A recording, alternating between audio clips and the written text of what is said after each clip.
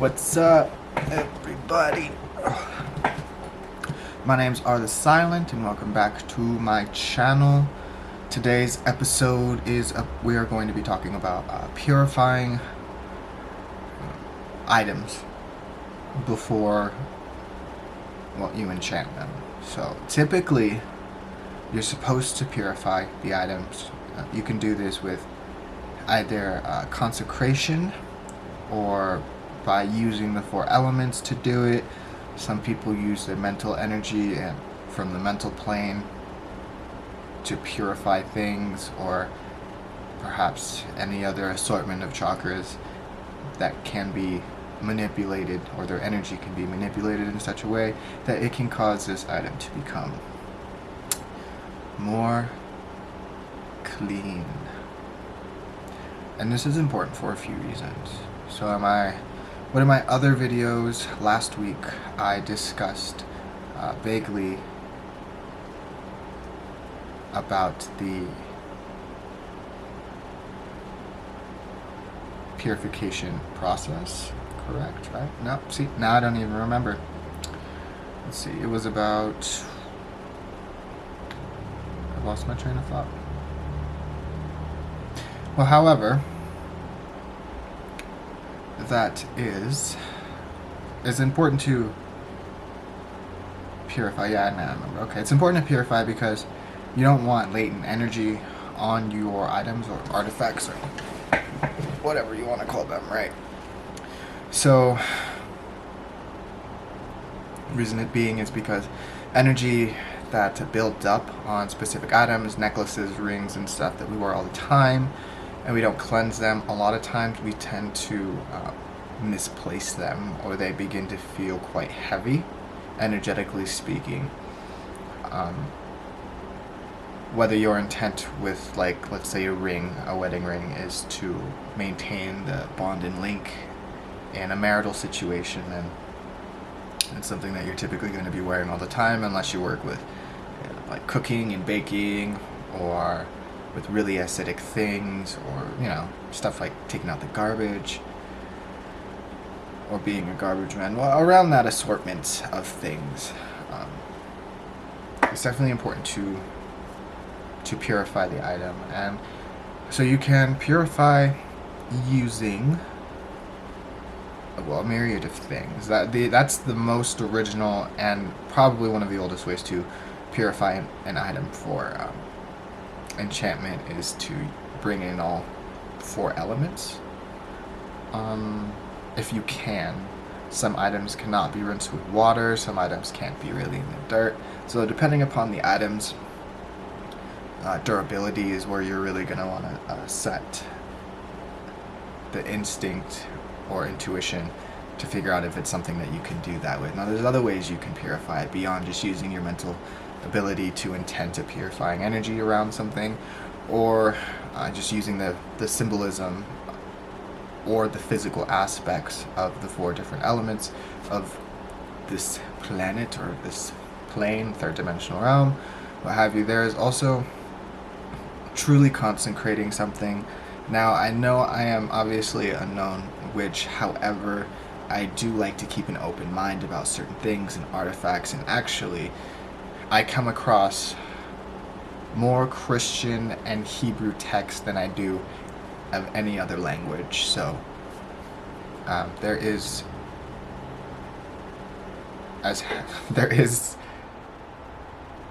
certain psalms that you can read to purify specific items.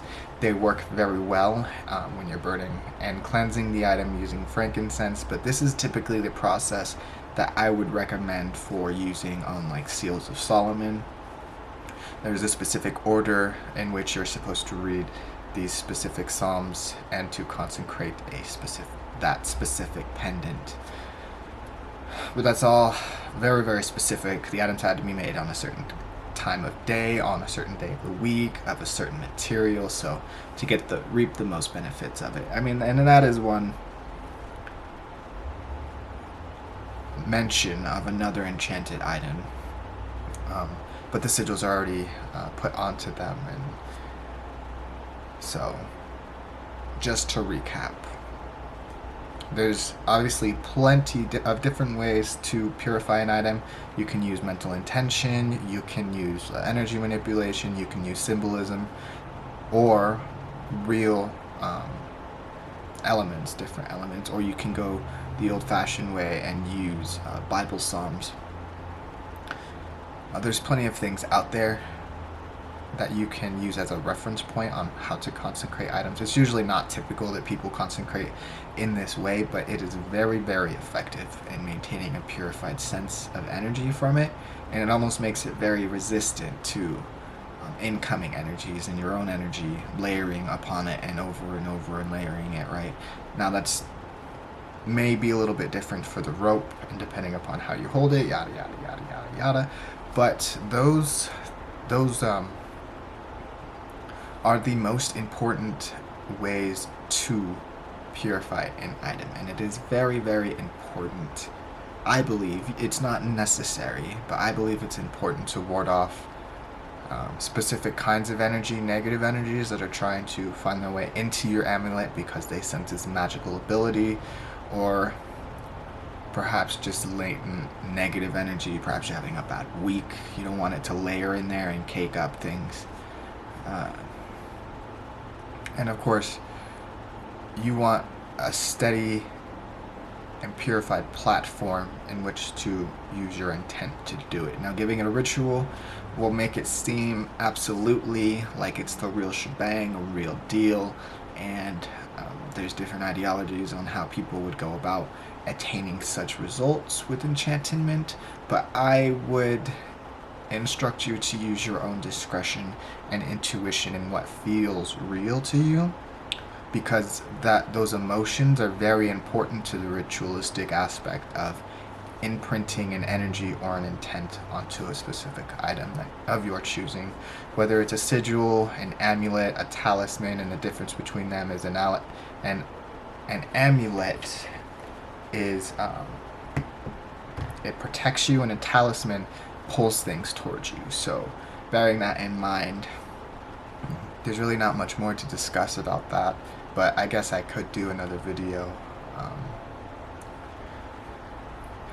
But yeah, there's varying degrees of items that you can use for this specific intent. Now, there will be times that you may have to reset the energy of something. Wow, that was going to sound very not toxic, but like superficial. I was going to say, believe it or not, there are other witches out there who like to tinker with the energies of things. People who are more in tune with their intuition, emotional sides of things. People will be drawn to your amulet because they have a kind of sixth sense about them, and they'll be like, oh my god, that necklace is so cool, and they'll go in and they'll want to touch it. And even with the simplest kinds of interactions with an energy, if that energy on the item isn't strong enough to maintain the integrity of your intentions on it, what could happen is that their energy could overshadow it. But a lot of times it's not something really to think about, because it's not very likely, unless they are a known witch and they do not like you and they go and grab your enchanted item and they can mess it up. They can add their own energy to it, they can break your enchantment, and they could put their own energy on it. Granted, it's not going to be that long of an interaction when they're picking it up and touch it, but just to be aware of those specific things is kind of, I guess, important. And if it is a sacred item, you can use remote enchantments, items that can work from a distance if you put your intent into it. When it comes to making and creating specific things with the specified intent, as long as it's not materializing, although I never like to say never because there's no absolutes in the world, most of the time you have some wiggle room in how you want your intent to be. If you want that item to have more remote energies where you can activate it using something once, twice, every day, it's really up to you. And then that energy can be rolled over and doled out to you, more so like thinking about aligning yourself with specific angelic or draconic energies, and it's kind of the same kind of the same thing. But yeah, that's a lot of information I just kind of threw at you. Once again, I find it important to purify your items, clean slate, new intentions, right? Because even still, you can have negative energies that would affect the spell in the future, or change the core energy of the ritual. And not all energy that you put into an item is going to be strong enough to disperse those energies, and yada yada yada. So I think that's really all I got. My battery is dying here, so I know I'm just rambling on. I'm just trying to get as much information about purifying these items and why it's important, and really got all the bases for it. So yeah, once again, if it's a simple enchantment, you don't really have to purify it, but I feel it makes the enchantment stronger in the long run. And perhaps after, with specific amulets, talismans, sometimes even enchantments, if you're using their energy heavily, you will have to recharge the item, perhaps on a full moon or once a week.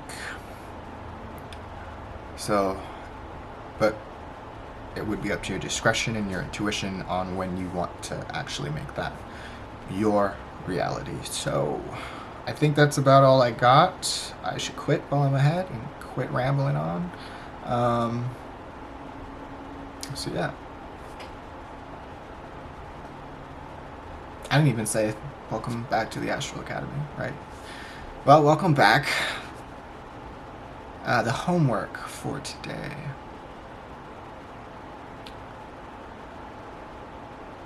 Perhaps you can practice with your intentions.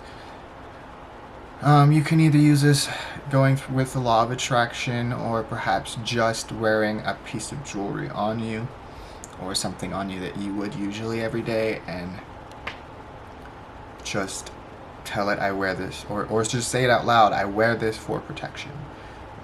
It's very simple homework. Eventually that will layer upon the object, and once you believe it, it shifts reality in a way that it makes it true. So intent is very powerful. Yeah, thanks for coming to class, I guess. There's your homework. If you like this video, like, subscribe, and I will see you guys next week. Yeah? Yeah. Bye!